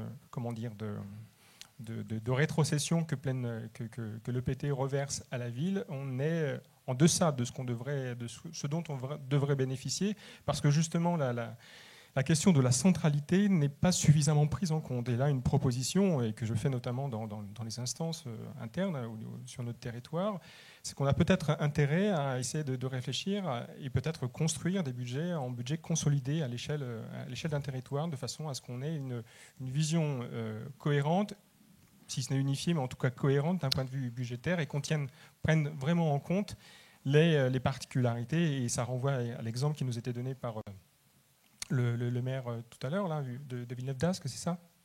Oui. Voilà, et qui, c'est lui. À travers l'exemple entre les écoles de Lille et son école à lui, etc. Voilà. Je crois que sur ce sujet-là, on a oublié, merci d'avoir rappelé, s'il y a un bon échelon de péréquation, il faudra un jour le jouer, qui est le territoire. Pour s'expliquer un peu, moi je le vois au niveau de la métropole, entre les 19 maires, alors que les sujets étaient tabous. À partir du moment où on a mis ensemble un fonds de péréquation, tout le monde a accepté d'expliquer quel était son niveau d'effort fiscal, quel était son niveau de charge et ses niveaux de ressources. Et progressivement, on a mis en œuvre des mécanismes d'harmonisation qui auraient été impensables si c'était venu d'en haut. Donc on a peut-être, on doit aussi peut-être plaider que de temps en temps, l'enveloppe, alors c'est pas facile, l'AMF est assez hostile à cette idée, et notamment son président délégué, mais probablement que quand même, le territoire, l'intercommunalité est un assez bon échelon de péréquation pour partie, parce que c'est l'échelon où les maires ne peuvent plus raconter d'histoire entre eux, ils savent tout sur leur territoire, et honnêtement, comme c'est plutôt des gens de bonne foi, ils acceptent certains débats et certaines évolutions. Deuxièmement, on n'a pas du tout contesté la péréquation, simplement on a expliqué qu'une péréquation qui se fondait uniquement sur le constat de l'écart des DGF et de la résorption de l'écart des DGF est diabolique pour le monde urbain. Et donc il faut rester extraordinairement ferme. Toute réforme qui se contenterait de réduire les écarts de DGF par tête est terrible pour nous. C'est pour ça que j'ai une certaine fierté, et je l'assume, à avoir pas cessé jusqu'à emmerder le monde. Je m'excuse, mais de temps en temps, dans ce pays, il faut être, j'ai envie de le dire, je prends le terme, emmerdeur. Parce que c'est à force de répéter qu'on finit quand même par faire pénétrer une idée. Pour faire la parenthèse. Par contre, on a dit, à ce moment-là, il y a 3 critères. Les charges de centralité, nous n'arriverons jamais à les définir. Le bon critère, c'est la démographie. Il faut sortir cette courbe, que j'appelle les charges de densité. On voit qu'en fonction de la densité de la population, les charges augmentent. Ça, c'est objectif. Et ça évite les effets de seuil. Vous avez une lisibilité de l'indexation des charges sur la densité. Puis après, vous avez le critère des ressources, pas facile à évaluer, parce qu'il y a des valeurs locatives qui, si elles ne sont pas révisées, on a des images qui sont un peu déformées, mais même si elles sont déformées, les écarts. Moi, je crois beaucoup. C'est comme les statistiques. La statistique parfaite qui arrive trop tard, j'en ai rien à foutre. Elle ne m'est pas utile. Une statistique incomplète qui arrive à temps, elle m'est utile. Et surtout, la succession des statistiques, même comportant des erreurs, l'évolution de statistiques erronées donne la bonne pente dans un sens ou dans l'autre. Donc, les ressources, améliorées dans leur évaluation, et le troisième composante, qui n'est pas l'effort fiscal comme on l'a souvent présenté, c'est-à-dire le produit par tête, mais l'effort fiscal rapporté aux revenus. Et ça, c'est tout à fait essentiel avec la prise en compte des dégrèvements, ce qui n'est pas un exercice facile, parce que s'il y a de l'effort fiscal brut et net, mais à partir de ces 3 critères, on peut faire cheminer la péréquation et qu'elle soit équitable et juste. Mais là aussi, ça ne sera pas facile, parce qu'on a plusieurs systèmes aujourd'hui, et progressivement les rassembler, ce n'est pas un petit exercice. Il y a, vous savez, DSU, DSR, FPIC. Voilà. Un dernier mot sur la péréquation, puis après on passera au quatrième point.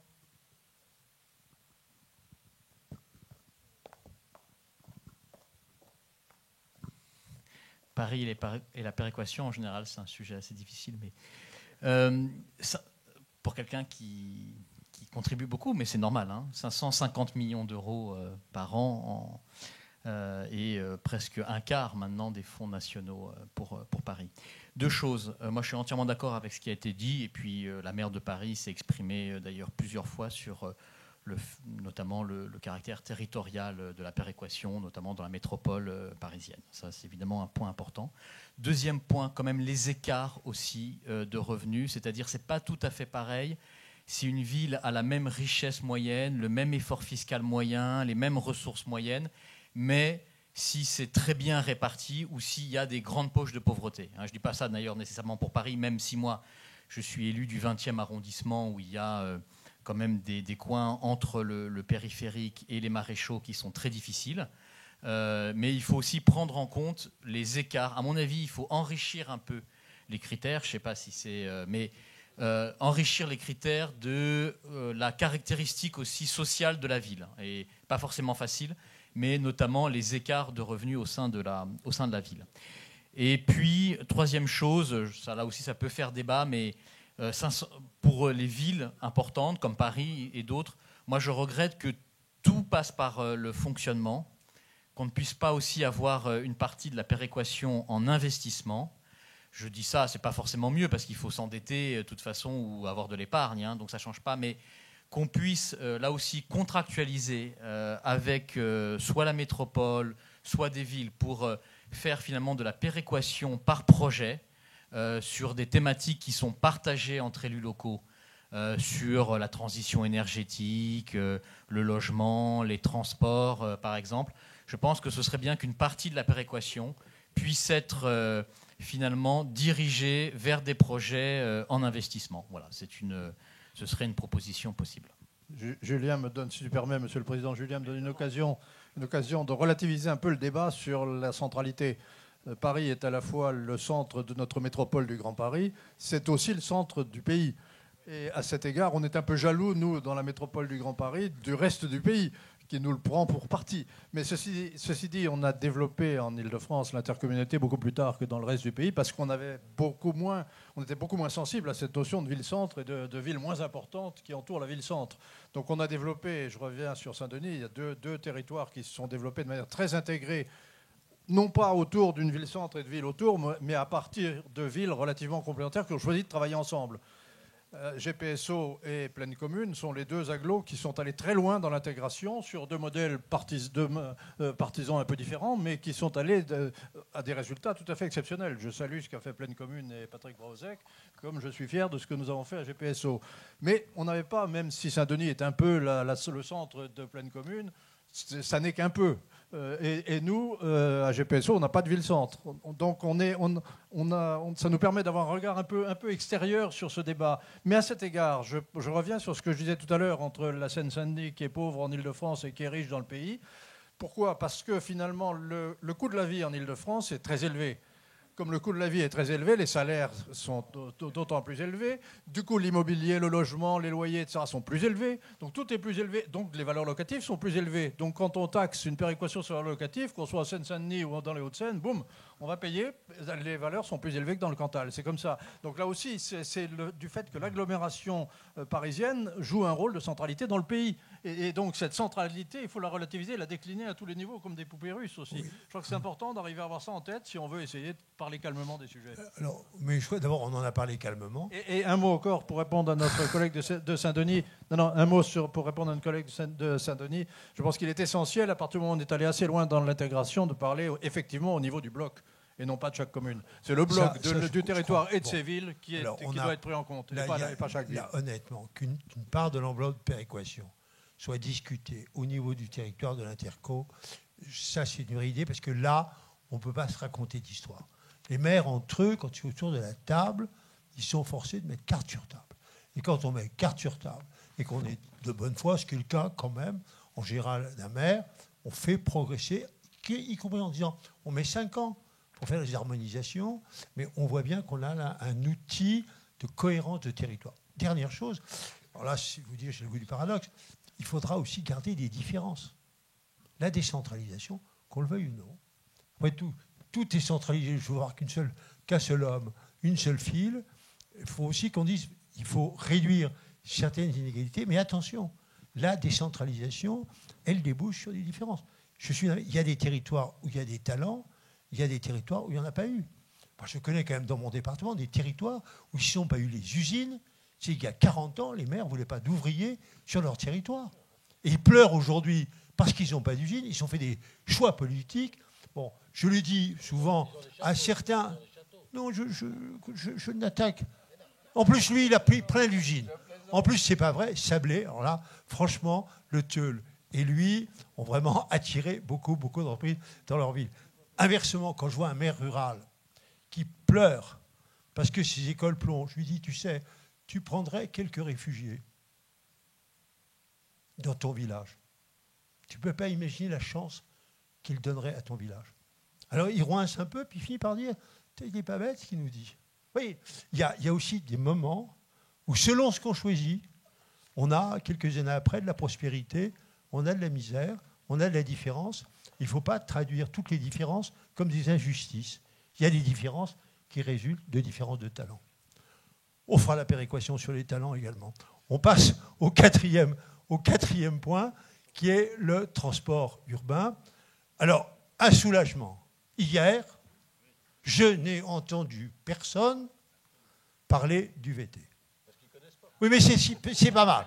Le silence sur certains sujets vaut mieux que tous les débats, puisque nous avons vu les deux majorités. On a mené des batailles sur le VT par deux fois, et donc de ce côté-là, c'est la continuité dans l'erreur l'emporte toujours sur l'alternance. En finance locale, en tout cas, c'est vrai. Donc voilà, sur les transports collectifs, qui est un sujet à l'évidence important, j'ouvre le débat sur le troisième. Alors, pour moi, le sujet, c'est d'abord, on ne touche pas au VT, parce que vous le savez, sans le versement transport, je pense que dans tous nos réseaux, les ressources des usagers, c'est 30% des ressources. Les réseaux, c'est autour de 30%. Bon, 30%, 70%, c'est très clair. Sans le VT, on ferme nos réseaux. Donc il faut être d'une très grande vigilance. Oui, mais comme... Alors heureusement, je vous dis, personne n'a eu la mauvaise idée de ce lancer. C'est ce qui prouve qu'on est capable de passer quelques messages sur le thème. Il y a des sujets tabous. On ne touche pas. L'ethnologue que je suis, toujours pensé qu'il y a des interdits. Et ce qui manque dans nos sociétés, c'est ce qu'on connaît, nous, c'est les sociétés sans État. Il y a des trucs, tu n'as pas le droit d'y toucher. C'est un interdit, c'est un tabou. Et donc je pense que le VT, c'est un interdit et un tabou. Oh. Comment ? Il y a les totems, oui. Mais je voudrais une conclusion là-dessus, sur les interdits et les tabous tout à l'heure. Je passe sur le... Vas-y, sur les... Est-ce que je peux briser un tabou ? Tu me le permets ? Bien sûr. Si, il faudrait le faire évoluer, le VT, comme il a su évoluer à un moment. Si on veut continuer à pouvoir investir, il faut qu'à un moment, on puisse avoir, comme avait fait un gouvernement, fort bien inspiré à cet instant, que pour les futures constructions, pour les allongements de lignes, pour les nouvelles lignes, on puisse porter de 2 à 2,2, par exemple, le versement transport.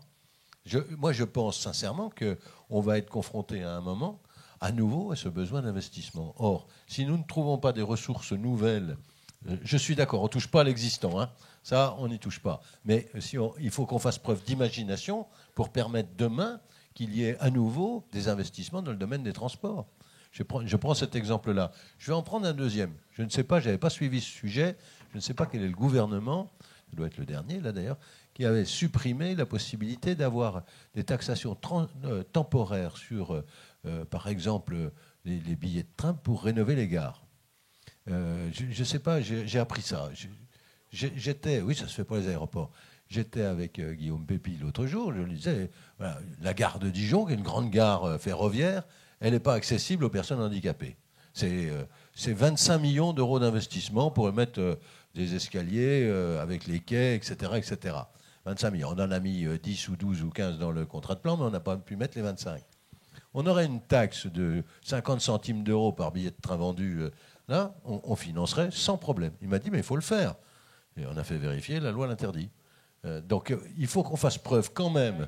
Oui, ça existait, c'est pour ça que je le dis. Il faut qu'on fasse preuve quand même, si on veut à nouveau avoir des investissements conséquents sur notre territoire, de nouvelles possibilités de financement des investissements à travers des innovations, on peut dire des innovations comme celle-là.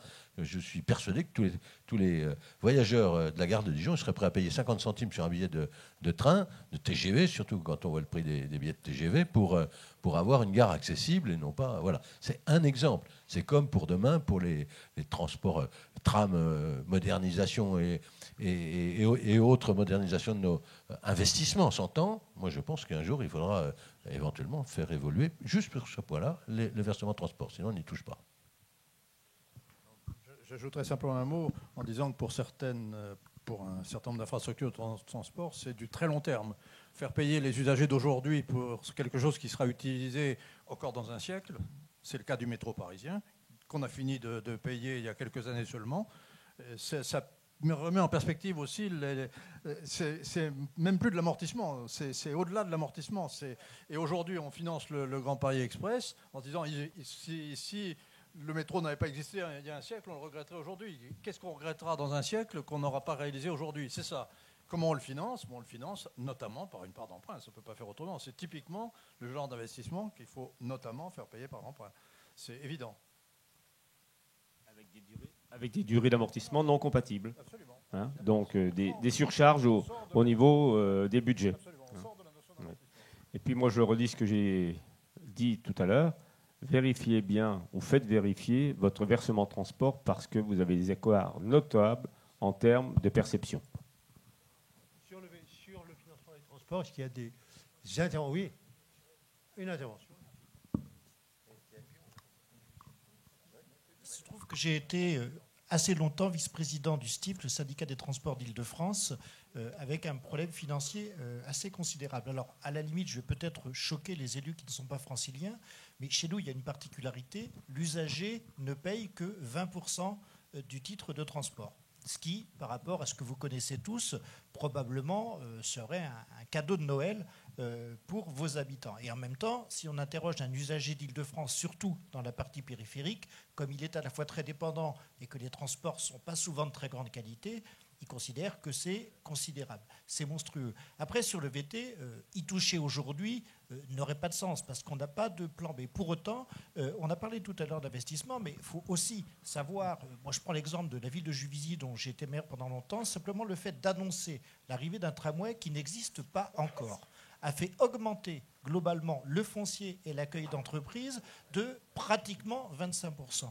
Ça ne m'aurait quand même pas choqué à un moment que ce qui a bénéficié à la ville, malgré tout, sur sa fiscalité, retourne d'une manière ou d'une autre, que ce soit au niveau de la ville ou au niveau de l'agglomération, au financement de, globalement, ce qui concourt à un grand territoire. Ne pas toucher au VT, je suis d'accord. Inventer éventuellement, notamment sur l'enrichissement du territoire, des ressources un petit peu modernes, peut-être au niveau de l'agglomération, en l'occurrence du Grand Paris ou l'établissement territorial, ne me paraît pas absolument un tabou.